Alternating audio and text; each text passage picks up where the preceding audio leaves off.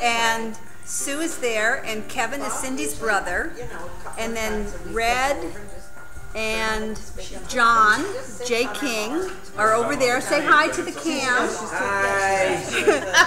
Red, say hi, you're on cam. You're on cam, Red. There you go. Who is she sending this to? I'm just taping it. Oh, great. Yeah, and then here's Cindy. Hello. With John in the background, and Susan there poking her head in, and Red, Kathy is still there. Hello. Yeah, thank you. There's me. Picture of the fire. Fire wood. Fire wood. Here is Bob, also known as Gray, and here he's on his laptop, except you can see my laptop too. So. Did you get you guys over there too? Or you We did. We're victims also. Okay, good. You know how I feel.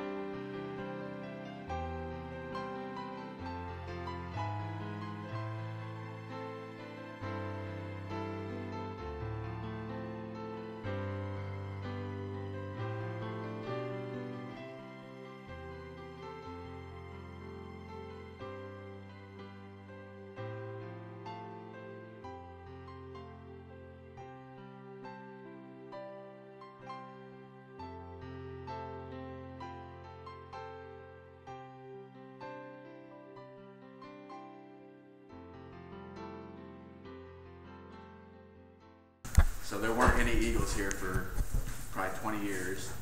So my boss started the Institute for Wildlife Studies in 1979, and the sole purpose then was to restore the bald eagles. So started bringing birds back here in 1980.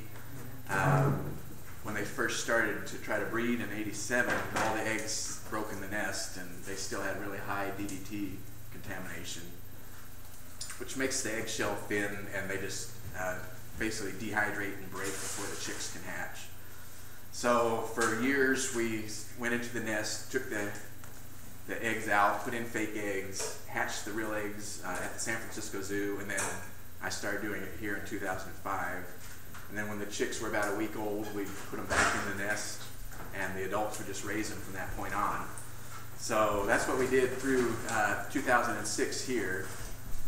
We started a similar project up on Santa Cruz Island in 2002 because there was still a lot of DDT here. We thought maybe being further from the contaminant source, which is actually right across the channel off the Palos Verdes Peninsula, that maybe the eggs would do better up there. And in 2006, we finally got our first natural hatch in over 50 years on the Channel Islands.